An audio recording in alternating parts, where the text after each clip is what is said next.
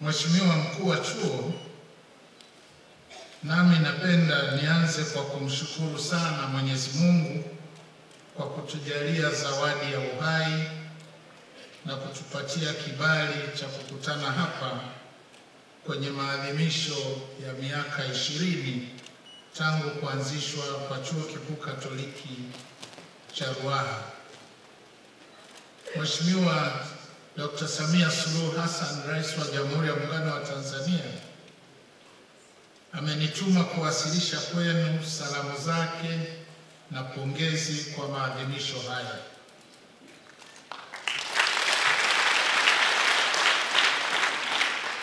Mheshimiwa Rais alitamani ashiriki mwenyewe katika tukio hili kubwa la kihistoria, lakini imeshindikana kutokana na mwingiliano wa majukumu. Nami nimefurahi kufika hapa Ruku kwa mara ya kwanza na kupata fursa adhimu ya kujionea shughuli mbalimbali zinazofanyika hapa chuoni, baadhi zikitendwa na wanachuo kwa kuelekezwa na maprofesa na wahadhiri. Lakini pia nimevutiwa sana na mazingira na mandhari nzuri ya chuo hiki. Kwa hiyo ninawapongeza sana kwa maandalizi mazuri ya maadhimisho haya. Hongereni na asante sana. Mheshimiwa Mkuu wa Chuo, mabibi na mabwana, elimu ni nyenzo muhimu kwa maendeleo ya binadamu. Aidha, ni wajibu wa serikali yoyote duniani kuhakikisha watu wake wanapata elimu bora ili kuwa na nguvu kazi yenye ujuzi kwa maendeleo ya taifa lolote. Na kwa muktadha huo, Katiba ya Jamhuri ya Muungano wa Tanzania ibara ile ya 11 inasisitiza kuwa ni haki ya kila Mtanzania kupata elimu. Na kwa msingi huo, serikali imeendelea kuchukua hatua mbalimbali kuhakikisha Watanzania wanapata elimu bora, na juhudi hizo ni pamoja na kufanya marejeo ya sera na mitaala ya elimu, kuboresha na kujenga miundombinu mipya ya elimu, ikiwemo shule za sekondari za sayansi kila mkoa kwa ajili ya watoto wetu wa kike, shule za ufundi, kuongeza shule za sekondari na za msingi, lakini pia kufadhili elimu ya juu. Na hapa napenda niseme juu ya upendo wa mama ambaye ameamua kuanzisha scholarship zinazoitwa Mama Samia Scholarship. Lakini pia tunafahamu uamuzi wa serikali yake ya kugharamia elimu bila ada kuanzia darasa la kwanza hadi kidato cha 6 na kadhalika. Lakini kwa kuwa mahitaji ya elimu katika taifa letu ni makubwa sana, serikali imekuwa ikiwakaribisha wadau mbalimbali kuwekeza katika elimu, na hasa taasisi za kidini na sekta binafsi. Na naomba niseme kwamba serikali inatambua na kuthamini sana mchango na jitihada za Kanisa Katoliki na madhehebu mengine ya dini katika kutoa huduma mbalimbali za jamii ikiwemo elimu, ili kuwawezesha Watanzania wengi zaidi kupata nafasi ya kusoma na kujengewa ujuzi na maarifa stahiki. Na naomba ninong'one hapa kwamba mimi ni mmoja kati ya waliofaidi juhudi za kanisa katika kusomesha Watanzania. Lakini siko peke yangu, nafahamu pia na Mheshimiwa Mkuu wa Mkoa wa Iringa naye alisoma seminari. wapo wengi. Sasa kazi kubwa inayofanywa na Chuo Kikuu Katoliki Ruaha ni moja ya matokeo ya ushirikiano mzuri uliopo kati ya serikali na Kanisa Katoliki katika kutoa huduma za kijamii katika taifa letu.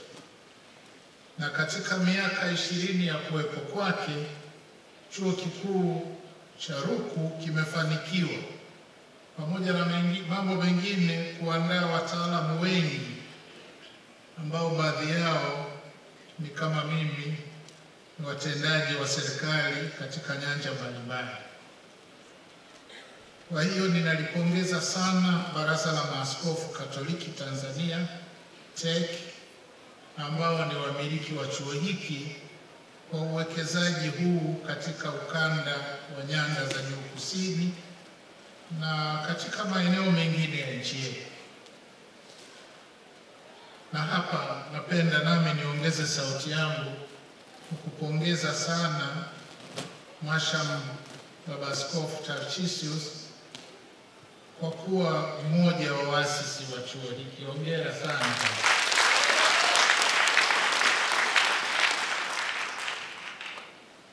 Sasa pamoja na kuwa makamu mkuu wa chuo amesema, napenda nisisitize kama rai kwa chuo hiki kuhakikisha kinadumisha viwango vya juu vya ubora wa elimu inayotolewa hapa. Na hili ni muhimu ili kuwa shindani kitaifa na kimataifa. Lakini pia napenda kutumia fursa hii kutoa wito kwa taasisi zote za dini na sekta binafsi kuendelea kuwekeza katika elimu katika taifa letu ili kuunga mkono juhudi za serikali. Lakini vile vile nina hakika jamii iliyoelimika inaziwezesha taasisi za dini na sekta binafsi kupata watumishi bora na hata waamini wenye uwezo wa kufundisha maandiko matakatifu kwa usahihi na kupambanua vizuri masuala ya imani yao. Siku hizi shehe, kama ukupiga shule, ukipiga msahafu kule wanakuangalia wanacheka. Kwa hiyo ni muhimu sana elimu. Mheshimiwa Mkuu wa Chuo, vyuo vikuu duniani kote vina wajibu wa kuwa vituo vya mawazo rejea, kwa Kihehe wanaita think tanks, lakini pia vituo vya utafiti na ugunduzi, pamoja na kuchochea maendeleo ya kiuchumi na kijamii. Na kimsingi vyuo vikuu vina jukumu la kutafuta ufumbuzi wa changamoto mbalimbali zinazoikabili jamii kupitia matumizi ya teknolojia mpya na kuongeza tija. Na hii ni pamoja na kulea na kujenga utamaduni wa ufumbuzi. Nafikiri Wahehe tena wanasema to foster a culture of innovation. Lakini pia kuhimiza wanafunzi kuibua mawazo yatakayosaidia kubuni teknolojia au kubainisha suluhisho za changamoto. Aidha, ni wajibu wa vyuo vikuu kujenga rasilimali watu yenye ujuzi unaoweza kutumika na kuchagiza maendeleo ya jamii. Kama hiyo haitoshi, vyuo vikuu vina jukumu la kuchochea ukuaji endelevu wa uchumi kwa kuhamasisha vipaji. Na katika hili, vyuo vikuu vina nafasi kubwa ya kuchochea ujasiriamali na kufungua fursa mbalimbali za kiuchumi kwa wanajamii. Hapa nchini tuna tatizo kubwa la ajira kwa vijana. Mimi ninaona vyuo vikuu vina nafasi ya pekee sana katika kuchochea na kufundisha ujasiriamali katika sekta mbalimbali.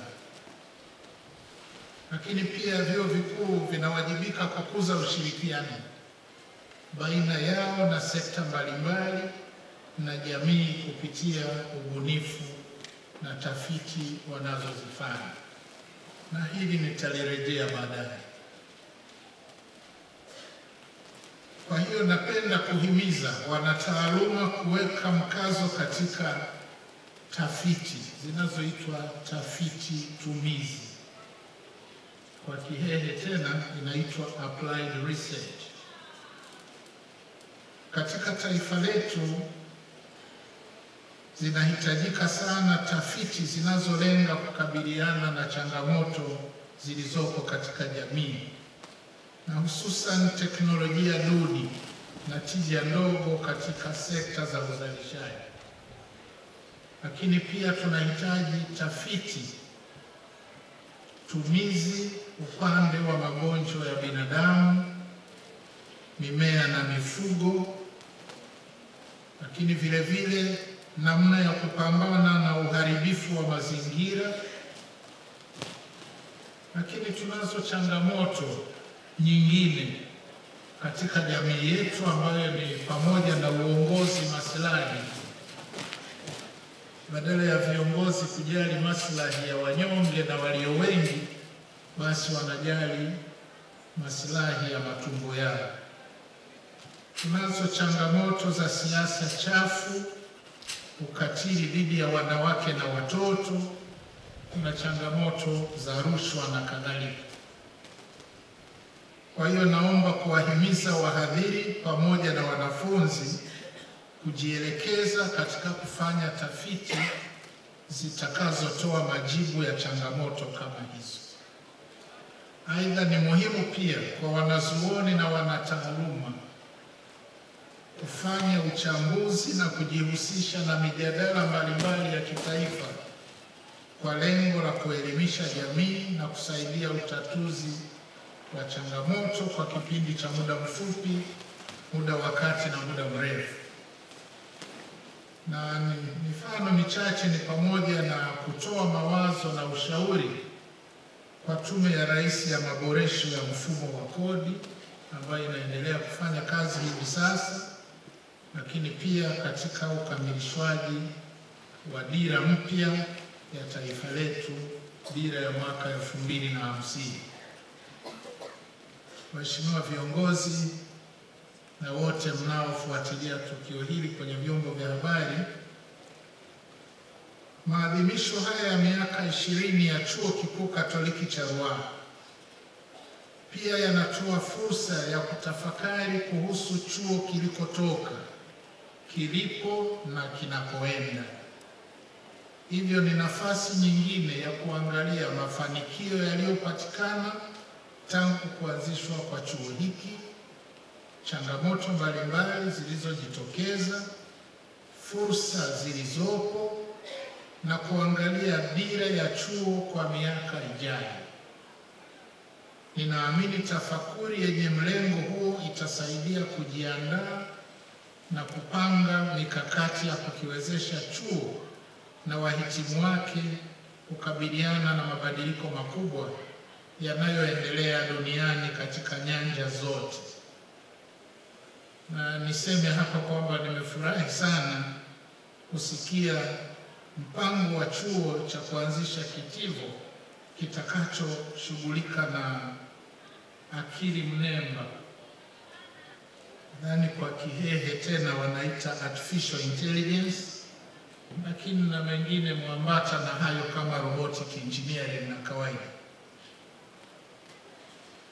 Lakini maadhimisho haya pia ni fursa ya kujipanga ili kuhakikisha upatikanaji wa rasilimali muhimu, watu, fedha na nyinginezo, kwa lengo la kutoa elimu ambayo itawezesha na kuwapa fursa wahitimu kukabiliana na mazingira watakayokuwemo kwa kutumia ujuzi, stadi na maarifa watakayoyapata hapa. Ninaomba nimnukuu Baba wa Taifa Mwalimu Julius Nyerere wakati alipokuwa akihutubia katika uzinduzi wa Chuo Kikuu cha Dar es Salaam tarehe 29 Agosti mwaka 1970. Alisema, naomba kunukuu, lengo kuu la chuo kikuu ni kutoa huduma na kuchangia kufikia malengo ya kimaendeleo ya nchi. Katika kufanya hivyo, ni muhimu mitaala, masomo yanayofundishwa, njia za ufundishaji na hata uhusiano na jamii kwa ujumla uzingatie malengo hayo. Mwisho wa kunukuu. Nami naamini kuwa maneno hayo ya mwalimu bado yana maana hata leo, na hivyo nashauri kwamba maadhimisho haya ya RUCU baada ya miaka 20 yatumike kujipima na kujipanga upya.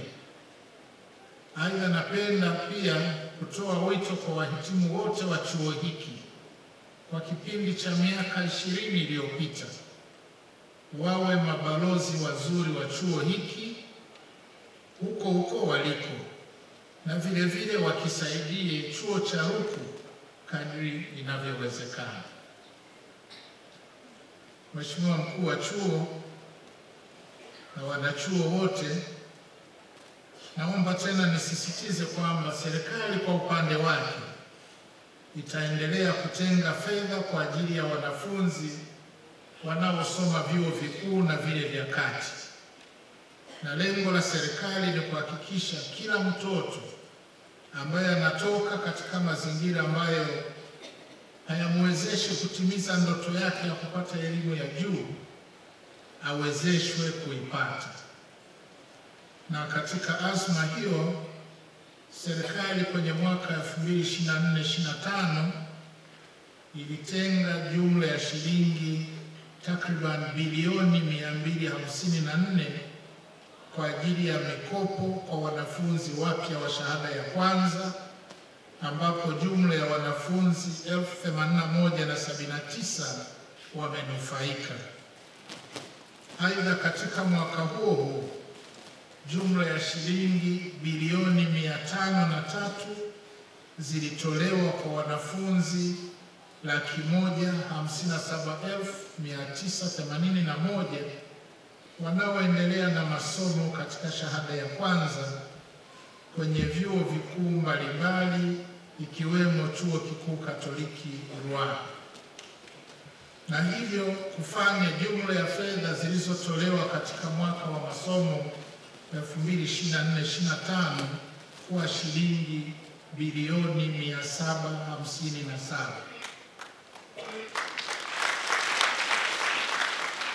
Kiasi hiki cha fedha ni kikubwa sana, na hasa kwa kuzingatia mahitaji ya fedha katika huduma nyingine za jamii. Sasa, kabla ya kuhitimisha hotuba yangu, kuna mambo ambayo mengine yanasema hapa ambayo ningependa nami kuyatolea kauli. Jambo la kwanza ni ombi la vifaa tiba kwa ajili ya kituo cha afya. Sasa katika hili, kituo hiki cha afya kitahudumia Watanzania, wanachuo walioko hapa na walio katika mazingira ya chuo hiki. Kwa hiyo ninamtaka Waziri wa Afya pamoja na mwenzake wa Ofisi ya Rais, Tawala za Mikoa na Serikali za Mitaa washirikiane kuona namna ya kusaidia vifaa tiba kama ilivyoomba.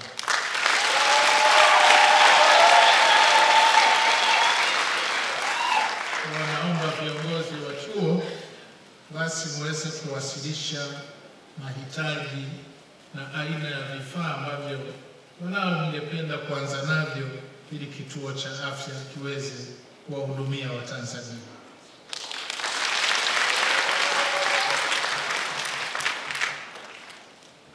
Jambo la pili, nilipokuwa natembelea mabanda machache mlionionyesha, nimefurahi sana kuona vijana wa Kitanzania walivyo wabunifu, wamekusanya baadhi ya mimea inayopatikana hapa Iringa na kuanza kutengeneza dawa.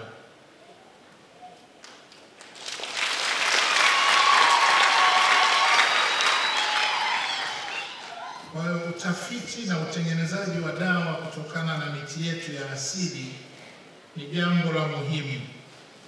Kwa hiyo nimesema pale na narudia tena kuelekeza waheshimiwa wakuu wa mikoa, wakuu wa wilaya,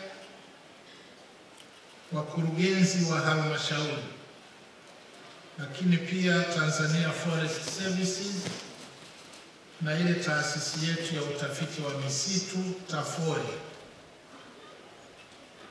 Kila mkoa wafanye kazi ya kuanzisha botanical garden.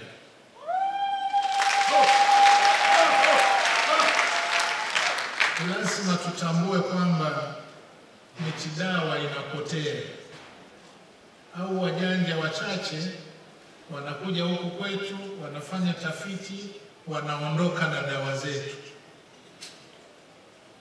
Lakini hii ni fursa kwa vijana wetu kwa ajili ya kutafiti na hatimaye kutengeneza dawa ambazo zina asili ya hapa kwetu. Kwa narudia tena, viongozi wote wanaohusika waanzishe bustani maalum kwa ajili ya kupanda miti dawa katika kila mkoa.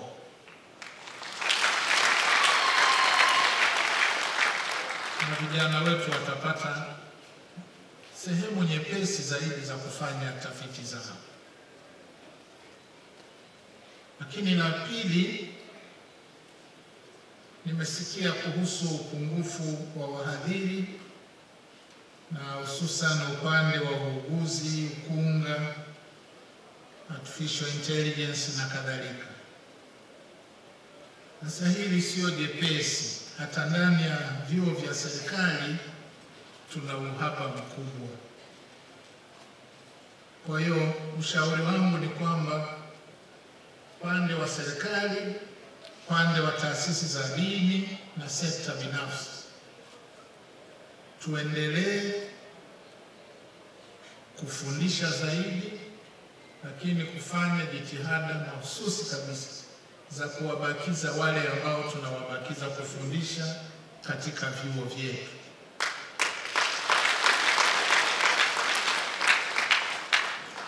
Na nimefurahi kwamba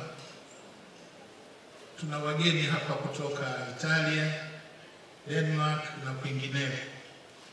Ninawaomba viongozi wa chuo tutumie pia ushirikiano na vyuo vya nje kwa ajili ya kupunguza uhaba huu wa wakufunzi katika vyuo vyetu vikuu. Mimi ninakumbuka wakati ninasoma tulikuwa na walimu wengi kutoka nchi mbalimbali. Kuna walimu kutoka Sweden, Marekani, Canada, Iran, nchi za Caribbean. Kwa turejee utaratibu huo kwa kuwa na mashirikiano na vyuo mbalimbali kutoka sehemu mbalimbali za dunia, naamini itatusaidia. Lakini lililo kubwa ni hilo kwamba tufanye jitihada kutambua wanafunzi wanaofanya vizuri na kuwabakiza kuwa wakufunzi, wanafunzi, halafu baadaye watakuwa katika taaluma, maana upungufu ni mkubwa.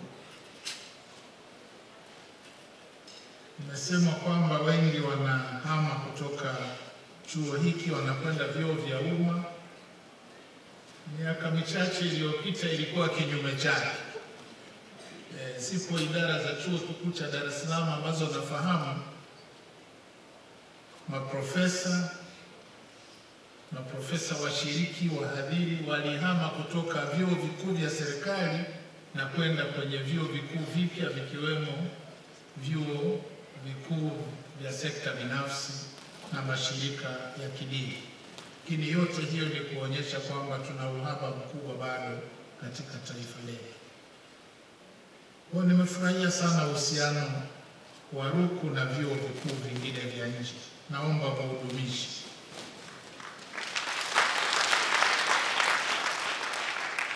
Jambo lingine ambalo nimelisema pale nje, ambalo nchi za wenzetu zinafanya sana,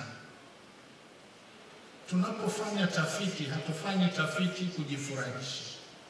Tunafanya tafiti ili ziweze kutatua matatizo katika jamii.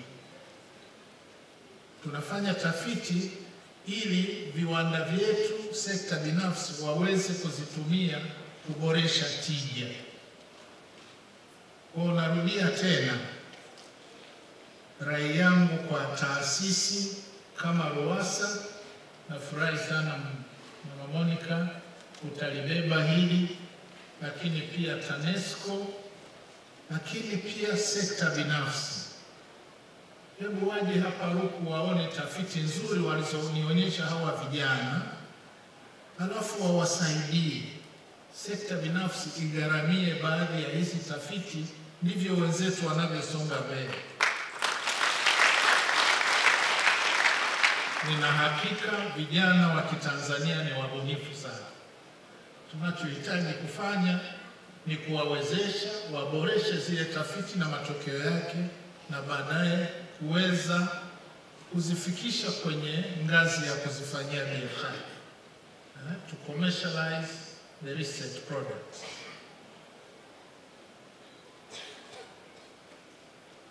Huko kwingine nilikosoma, unakuta mji mzima viwanda vinakuwa kutokana na tafiti zinazofanywa katika vyuo.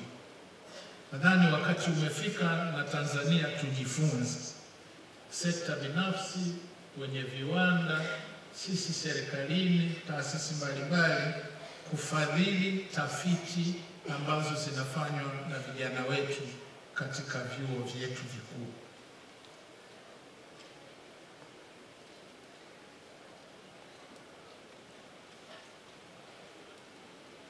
Kabla sijahitimisha, Baba Askofu, naomba kutoa shukrani za pekee sana kwa zawadi ambayo mmenikabidhi. Ni zawadi bora sana. Ninaithamini sana na ninaamini kustaafu kwangu kutakuwa na baraka kubwa.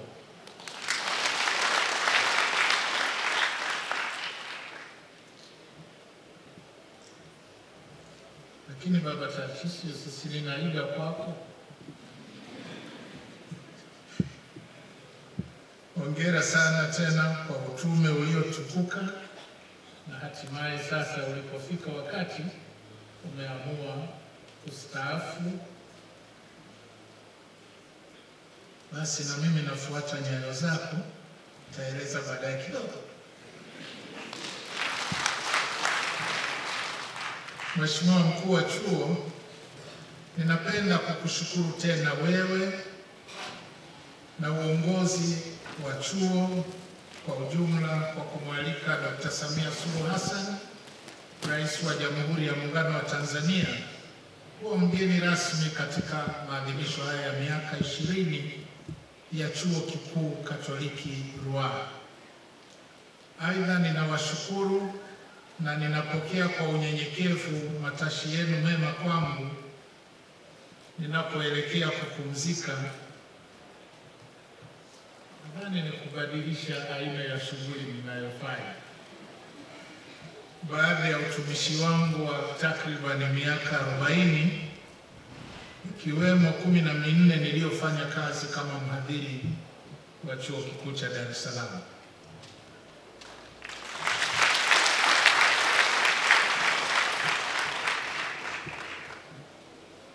Ninasikia maneno mengi, lakini mimi ninachoamini ni kwamba kutoka kwenye takwimu, asilimia karibu 77 ya Watanzania hivi sasa, ambao tunakimbilia milioni 65, ni vijana.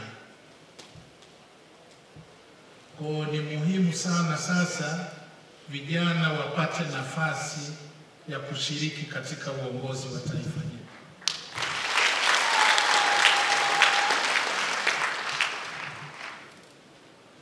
Na sisi tunayo mengine ya kufanya. Nimesema nimetumikia nchi yangu kwa takriban miaka 40. na Mungu alinijalia kufanya kazi ambazo si wengi wamepata nafasi kama niliyopata. Kwa nina wajibu. Chuo Kikuu peke yake miaka 14.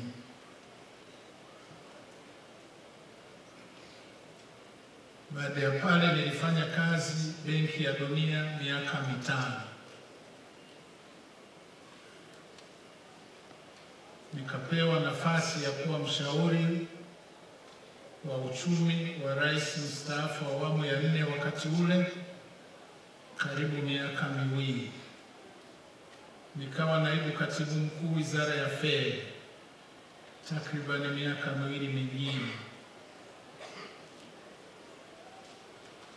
Nikaenda kuwa mkuu wa tume ya mipango kwa miaka 6.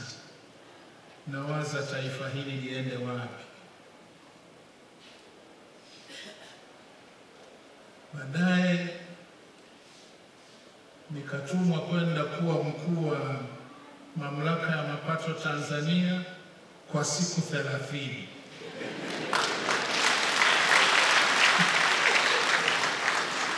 Lakini ilikuwa kazi ngumu kweli, ngumu sana. Na baada ya hapo nikaambiwa sasa kafanye vyote. Nikawa waziri wa fedha na mipango karibia miaka 5 na miezi 3. Na sasa mwaka wa 4 unamalizika kwa heshima ya kuwa makamu wa rais wa Jamhuri ya Muungano wa Tanzania. Sasa katika kipindi chote hiki nimeona mengi, nimeshiriki mengi ambayo ninafikiri wakati umefika, wakati bado nina nguvu, nipate nafasi ya kuandika kwa faida ya vizazi vijavyo. Kwa hiyo siendi kupumzika, ninabadilisha aina ya shughuli za kufanya, lakini nitaendelea pia kufanya kazi nyingine ambayo marehemu baba yangu alikuwa anaitwa Isidori, lakini alikuwa anakasirika. Yeye alikuwa anapenda kuitwa Isidori mkulima. Kwa hiyo na mimi nitaenda kuendeleza taaluma ya baba katika kilimo. Kwa hiyo ninawashukuru nyote kwa kuniombea katika kipindi chote cha utumishi wangu. Naomba nimalizie kama alivyosema Mheshimiwa Mkuu wa Mkoa, mwaka huu wa 2025 ni mwaka wa uchaguzi mkuu. Kwa mwezi Oktoba kikatiba tunawajibika kumchagua rais, waheshimiwa wabunge na madiwani. Ninawaomba sana wananchi wa Iringa na Watanzania wote kujitokeza kwa wingi kujiandikisha au kuboresha taarifa zenu kwenye daftari la kudumu la wapiga kura, lakini pia kujitokeza kupiga kura siku ya uchaguzi mkuu, tukachague viongozi bora, sio bora viongozi. Lakini ninawasihi, Sheikh ameomba vizuri sana.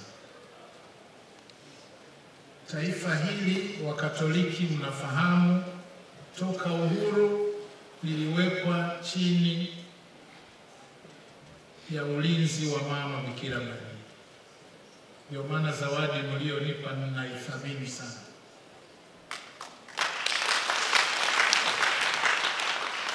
Tutakapokwenda kwenye kampeni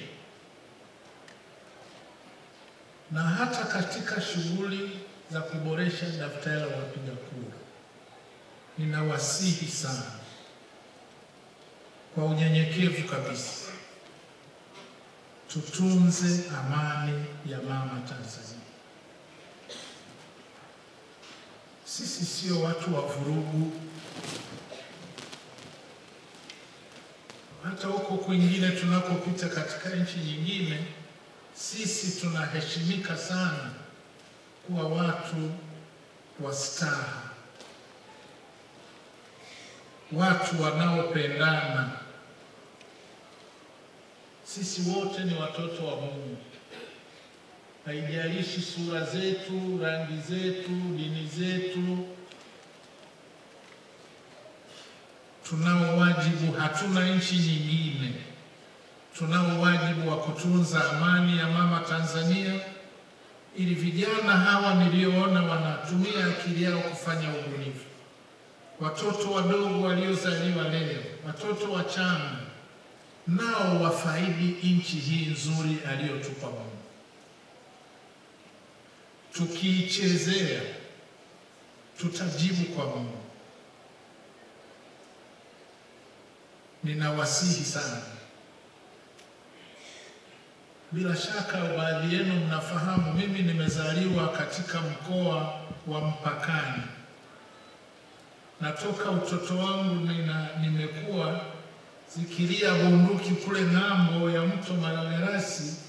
Unaona akina mama na watoto wanakimbia, wengine na mbuzi walioweza, wengine hata nguo hawana.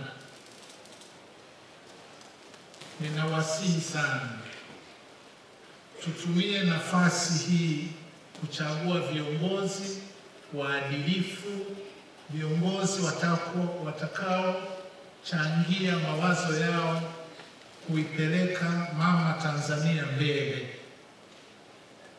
Lakini tufanye hivyo kwa kutunza amani yetu na mtangamano katika taifa. Sisi sio watu wa kuulizana, wewe unatoka wapi, inanihusu nini? Cha muhimu kila mmoja akatimize wajibu wake. Jamhuri ya Muungano wa Tanzania. Mwenyezi Mungu awabariki sana viongozi wa RUCU na chuo chenyewe cha RUCU, ili muendelee kutuletea neema ya vijana hawa katika taifa letu. Asanteni sana kwa kunisikiliza.